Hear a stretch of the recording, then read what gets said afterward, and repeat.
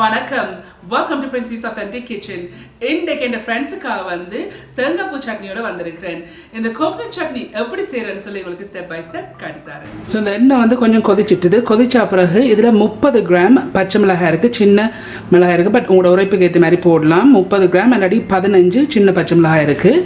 இப்போ இதை இதில் போட்டு லைட்லியாக பொரிச்செடுக்கணும். பச்சை மிளகாய் கழுவி போட்டு காய விட்டுட்டு போடுங்க, இல்லாட்டிக்கு வெடிக்கும்.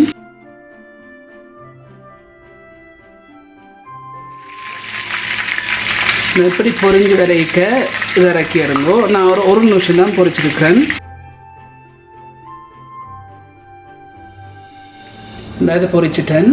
ஸோ நான் பச்சை மிளகாய் பொரிச்ச எண்ணெயிலேயே வந்து இதில் வந்து கடுகு இருக்குது, 1/2 டீஸ்பூன் கடுகு. இதை போட்டு இதை பாப் பண்ணணும், வெடிக்கணும். இப்படி இதை வெடிச்சு கொண்டு வரைக்க இதில் வந்து சின்ன சீரகம் இருக்குது, 1 டீஸ்பூன். இதையும் இதில் போடுங்க. இதில் வந்து வெந்தயம் இருக்குது, 1/8 டீஸ்பூன் வெந்தயம். இதையும் இதில் போடுங்க. இதில் வந்து சின்ன வெங்காயம் 60 கிராம் இல்லாட்டிக்கு 20 சின்ன வெங்காயம். சின்ன வெங்காயம் போட்டால் தான் டேஸ்ட்டாக இருக்கும். இதில் வந்து ஒரு காம்பு கருவேப்பிலை எடுத்து பிச்சு வச்சுருக்கேன், இதையும் போடுங்க. இதில் 5 காஞ்ச மிளகாய் எடுத்து பிச்சு வச்சுருக்கேன், இதையும் இதில் போடுங்க. போட்டுட்டு நல்லா இது கோல்டன் ப்ரௌன் வரையிலையும் பொரிச்செடுக்கணும்.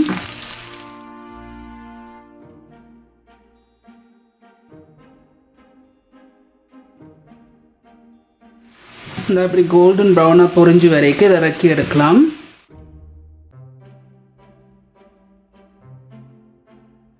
இப்படி நான் இதை பொரிச்சு எடுத்துருக்கிறேன். ஸோ இந்த கிரைண்டர் எடுத்துருக்கிறேன். கிரைண்டர் எடுத்துக்கொண்டு இதில் வந்து தேங்காய் பூ இருக்குது, 85 கிராம் இல்லாட்டிக்கு 1 கப் தேங்காய் பூ இருக்குது. இப்போ இதில் போடுங்க.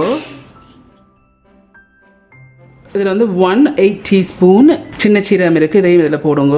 இதில் வந்து 1/3 கப் இல்லாட்டிக்கு 80 மில்லி தண்ணி இருக்குது. இப்போ இதை விட்டு இதை அரைச்செடுப்பேன்.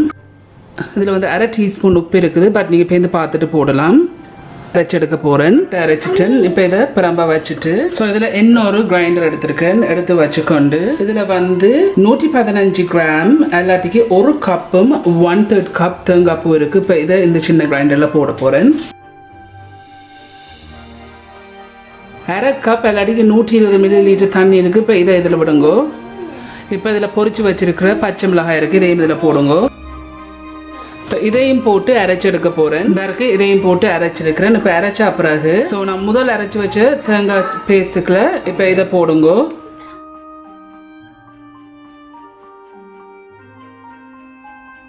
இந்த 3 டேபிள் ஸ்பூன் தண்ணி விட்டு இதை வாஷ் பண்ணியிருக்கிறேன். இதையும் இதில் விடுங்க. இதில் வந்து 15 கிராம் புளி எடுத்து அதுக்கு 30 மில்லி இல்லாட்டிக்கு 2 டேபிள் ஸ்பூன் தண்ணி விட்டு திக்காக புளிஞ்சு வச்சிருக்கேன். இப்போ இதை இதுக்குள்ள விடுங்க. இப்போ இதை மூடி போட்டு இதையும் இருக்க அரைச்சி எடுப்போம். இந்த அரைக்கன் இதை நல்லா அரைச்சிருக்கிறேன். இப்போ இதை இதுக்குள்ள விடுங்க. இப்போ இதுக்குள்ள போட்டுட்டு பொரிச்சு வச்சிருக்க இந்த வெங்காயம் இது இருக்குது, இப்போ இது இதில் போடுங்க. இதை போட்டுட்டு நல்லா இதை மிக்ஸ் பண்ணி விடுங்க. உப்பை செக் பண்ணி பாருங்க, உப்பு காணுமாண்டு. ஸோ இப்போ இதனால் நல்லா மிக்ஸ் பண்ணிட்டேன். ஸோ இது செய்து முடிஞ்சுது. ஓகே ஃப்ரெண்ட்ஸ், ஸோ இதுதான் இந்த பச்சை மிளகாயில் செய்கிற தேங்காய் பூ சட்னி. இது செய்து முடிஞ்சுது. ஓகே ஃப்ரெண்ட்ஸ், இந்த தேங்காய் பூ சட்னி எல்லாம் செய்து முடிஞ்சது. சூப்பராக வந்துருக்கு. நீங்கள் எல்லாரும் கண்டிப்பாக ட்ரை பண்ணி பார்த்து எப்படி இருக்குன்னு சொல்லி உங்களோட காமெண்ட்ஸ் எல்லாம் கீழே விடுங்க. உங்களுக்கு இந்த வீடியோ பிடிச்சிருந்து சொன்னால் மறக்காம தம்ஸ் அப் பண்ணுங்க. இந்த வீடியோ உங்கள் ஃப்ரெண்ட்ஸ் அண்ட் ஃபேமிலியோட ஷேர் பண்ணுங்க.